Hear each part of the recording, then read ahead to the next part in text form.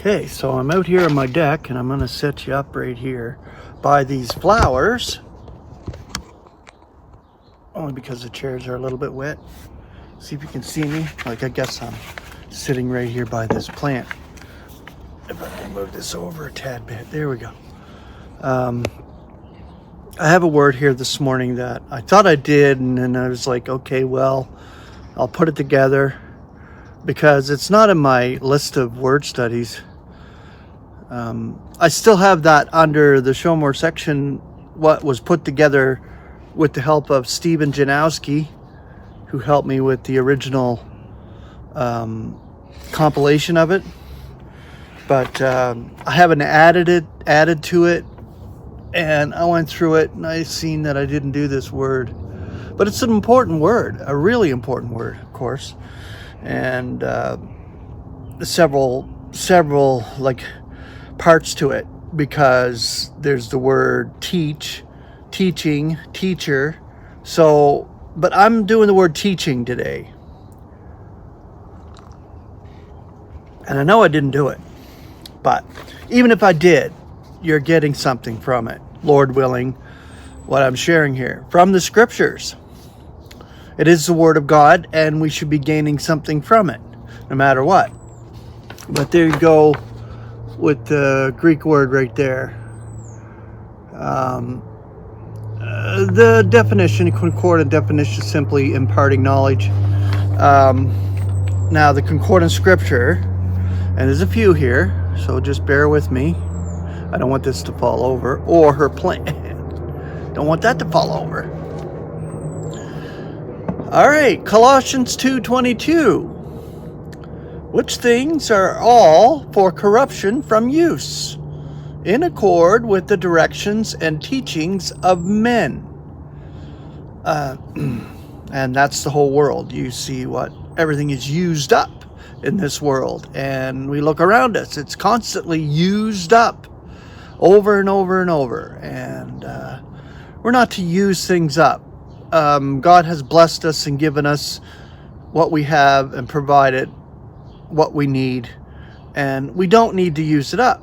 But the world likes to use things up over too much, overuse. Romans 12:7. Or dispensing in the dispensation, or the teacher in teaching. This here is for teachers. I'm not a teacher, and I don't profess to be. I'm a heralder, and Lord willing, I can share enough to build someone up. I'm not the best articulator at all, so God gives through what He's given me to be able to share with you, and hopefully you gain something from it. That's all I can say. Romans 15:4. For whatever was written before was written for this teaching of ours, that through the endurance and the consolation of the scriptures we may have expectation.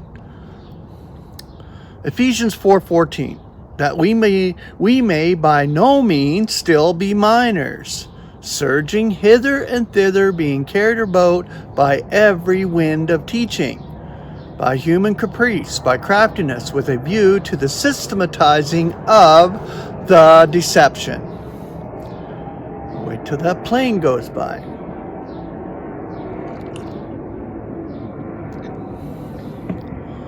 All right. 1 Timothy 1:10, paramours, sodomites, kidnappers, liars, perjurers, and if any other thing is opposing sound teaching. 2 Timothy 4:3, for the error will be when they will not tolerate sound teaching. Well, we're living in it.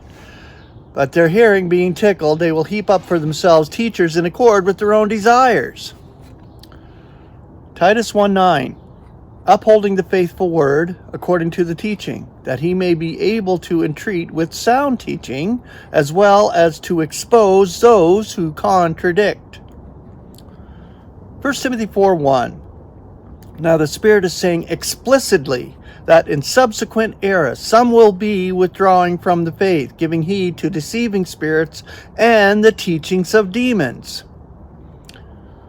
1 Timothy 4:6. By suggesting these things to the brethren, you should be an ideal servant of Christ Jesus, fostering with the words of faith and of the ideal teaching which you have fully followed. 1 Timothy 4:13. Till I come, give heed to reading, to entreaty, and to teaching.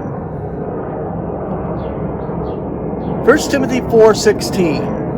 Attend to yourselves and to the teaching. Be persisting in them, for in doing this you will save yourself as well as those hearing you.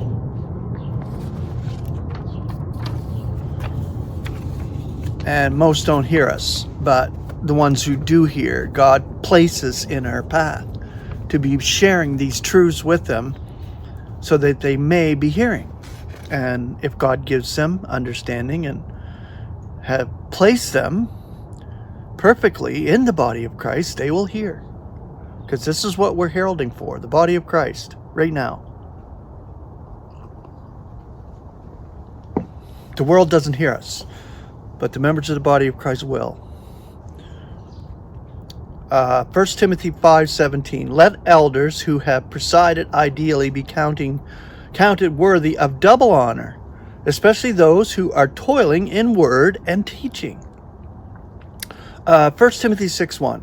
Whoever are slaves under the yoke, let them deem their own owners worthy of all honor, lest the name of God and the teaching may be blasphemed. 1 Timothy 6:3. If anyone is teaching differently and is not approaching with sound words, even those of our Lord Jesus Christ, and the teaching in accord with devoutness,